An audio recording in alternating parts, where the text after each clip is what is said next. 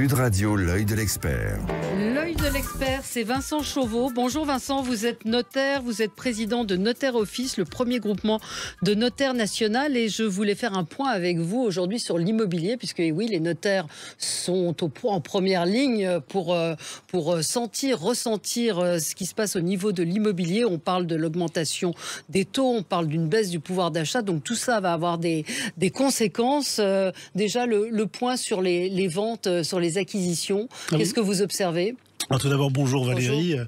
C'est vrai que les notaires, à peu près 50% de notre activité est liée aux ventes immobilières. Donc on a véritablement les mains dans le moteur. Et moi j'ai interrogé un des acteurs qui traite la data numérique sur l'immobilier, c'est Cityscan. Et eux m'ont dit, on constate ils traitent à peu près 1 milliard de données numériques sur l'immobilier. Ils constatent un recul des mises en vente de l'ordre de 24%. Ah oui. Donc ça, c'est un peu le chiffre, on n'entend parler nulle part. On parle des hausses de prix, des hausses des volumes ou du stagnation, mais ce qu'il faut, c'est que s'il n'y a rien en rayon, qu'est-ce qui va se passer ? Pourquoi les gens ne vendent plus leur logement ? Parce que c'est une valeur refuge, l'immobilier. Ouais. Donc, quand un client nous dit voilà, j'ai le projet de vendre, et nous on leur répond, mais pourquoi faire ? C'est quoi le projet derrière ?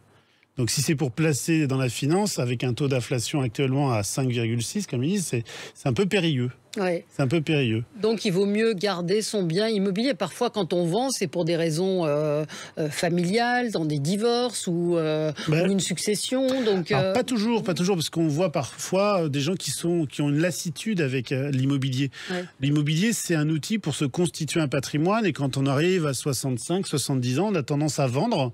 Parce que finalement, les revenus du travail n'existent plus. C'est un revenu de retraite qui chute de façon monumentale. Et les gens vendent leurs actifs immobiliers pour maintenir leur train de vie. D'accord. Et donc, c'est quoi le projet de vie, en fait ? Quand on pose la question, c'est quoi le projet de vie ? Et quand on voit que la croissance est nulle, voire que l'on rentre dans une récession, c'est qu'on peut dire le parallèle, c'est qu'il va y avoir moins de mutations professionnelles, donc moins de mouvements, et qui dit moins de mouvements, moins d'achats, moins de mise en vente, et ainsi de suite. La conséquence, elle est une hausse des prix inévitable. S'il y a moins de biens, des biens plus rares, donc... Oui, mais c'est qu'on constate de l'autre côté, c'est qu'il y a moins d'acheteurs. Moins d'acheteurs, ah oui. Et je le disais à un de vos collègues au Figaro, Georges Carrosso, je lui dis, pour une maison, on avait 35 acheteurs, là on n'en a que 2.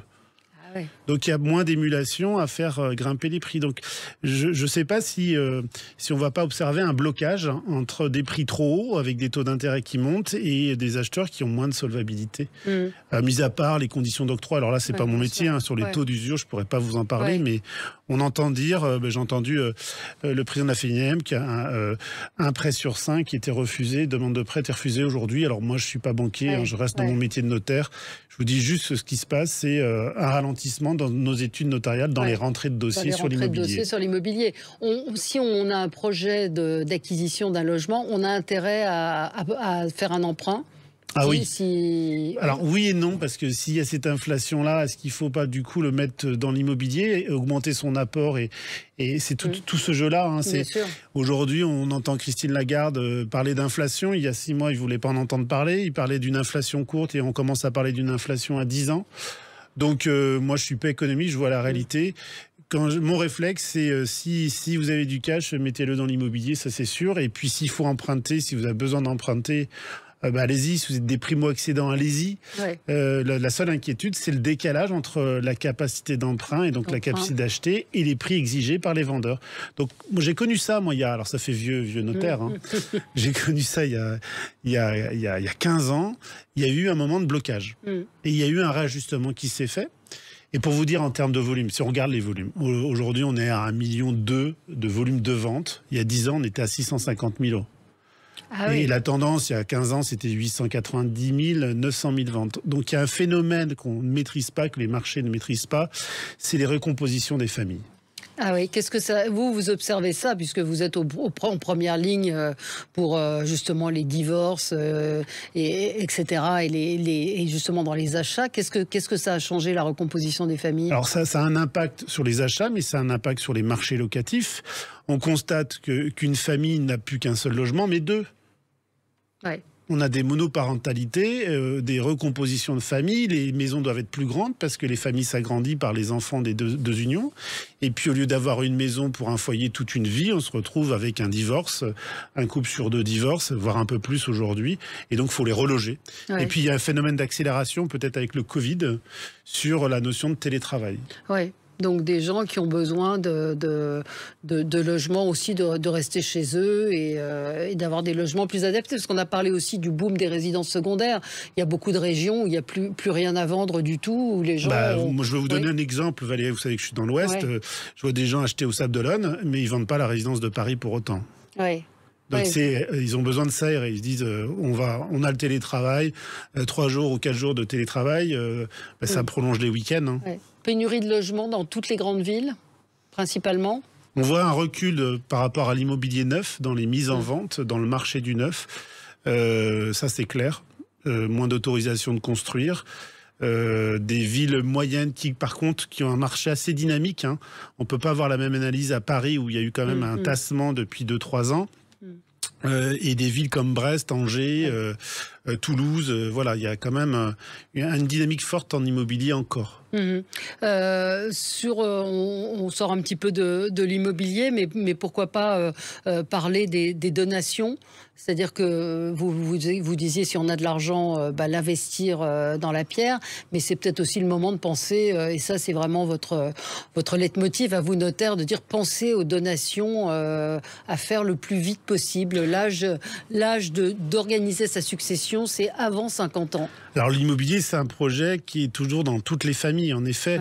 Ouais. Moi, j'aurais tendance à dire aux gens d'aider leurs enfants à acquérir un bien immobilier. Aujourd'hui, il va y avoir besoin de solidarité intrafamiliale pour assurer un toit pour tous, quoi. Ouais.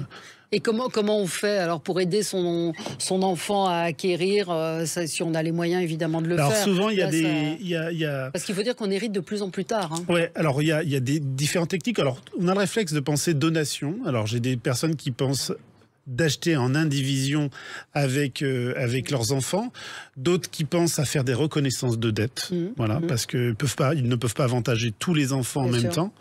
Donc il n'y a pas une solution, il y a des solutions et souvent c'est les familles qui choisissent la solution adaptée à leurs besoins et à leur projet de vie et leur culture familiale. Oui. Mais sur la donation, quel conseil est-ce que ça va changer? On attendait une réforme fiscale, je vous en avais parlé il y a quelques semaines sur la réforme fiscale et le projet du président réélu. On augmentait les abattements de 100 000 euros à 150 000 euros. Alors pour expliquer, c'est-à-dire de 0 à 100 000 euros, il n'y a pas d'impôt à payer. Il y a la même chose un peu pour les sommes d'argent, encore 30 000 euros. Et puis M. Macron avait promis qu'on allait passer à 150 000 euros. Et là, sans majorité gouvernementale, on sent bien qu'il va y avoir une pause dans les promesses, quoi. Dans les promesses, sur l'héritage aussi, ça fait partie des sujets qui étaient sur la table avec une baisse des frais de succession. Les frais de succession, tout ça, oui, c'était vraiment un enjeu des présidentielles qui apparemment aujourd'hui fait flop. Hein. Moi, je disais toujours à mes clients, patientez, on va avoir une loi de finances rectificative en juillet. Il n'y aura rien du tout, à mon avis, à ce stade. Et donc, il faut réenclencher les rendez-vous chez les notaires pour y aller. Pour y aller. Et sur la diminution de l'impôt sur les neveux et nièces, ça s'est passé ou pas encore? Non, c'est pas passé. Ça fait partie de cette loi de finances. Je vous avais dit avec peut-être ironie que M. Macron avait pensé à sa famille, à sa belle famille, parce qu'on allait avoir des abattements un peu comme si on était en ligne directe entre enfants, mais entre beaux-enfants et même entre neveux et nièces en cas de donation. Ben là, c'est pareil. La promesse va-t-elle pouvoir être tenue? Et moi, je trouve que c'était une bonne idée pour... Moi, je pense que l'argent doit circuler pour que ça fonctionne. L'épargne, le taux d'épargne est historique en France. Donc, qu'est-ce que va devenir cet argent? Est-ce que ça va être remis dans le circuit de l'achat immobilier et donc maintenir un prix haut d'immobilier? Les écarts vont se creuser entre les Français, entre les propriétaires et les locataires, ça c'est certain. Ça c'est certain, et ce sera encore une fois de plus en plus difficile d'accéder pour les primo-accédants à la propriété. C'est clair. Les taux d'intérêt, on sait un petit peu ce qui va se passer, ce qui est en train de se passer. Ils vont tout le temps augmenter, On empruntait il y a 15 ans à 4,80, on disait c'était très bas déjà. Là, on était à du 0,9, on vient du 1,6. Franchement, le crédit est largement accessible. Ouais. Par contre, c'est les conditions d'octroi du crédit qui sont devenues quand même drastiques. Oui, donc ça, c'est là où il faut avoir un dossier solide pour les voyants sont plutôt au rouge, quoi. C'est ce qu'on peut remarquer. Bon, donc... attention, donc recul des mises en vente, recul des acheteurs également. Investir dans la pierre, ça reste peut-être la façon la plus intelligente de placer son argent pour le moment. Enfin, en tout cas, la valeur la plus sûre. Moi, je voyais passer la semaine dernière des gens qui disaient, vous allez voir, les banques vont faire faillite. Il faut rassurer, oui, dire que le système bancaire est quand même... très solide, mais effectivement, l'immobilier est certainement ce qui reste... L'immobilier haut de gamme, en tout cas, il reste toujours fort. Ouais, en termes de prix, ça se maintient, ça se confirme. Et je veux vous dire, c'est presque, moi, dans le quartier où je suis sur Nantes, les transactions haut de gamme se maintiennent en volume, en tout cas. Ouais. Merci beaucoup Vincent Chauveau d'avoir été avec nous. Il y a toujours le Conseil du coin. Alors, le premier samedi de chaque mois, mais là il y a la pause estivale et on va reprendre véritablement au 1er octobre.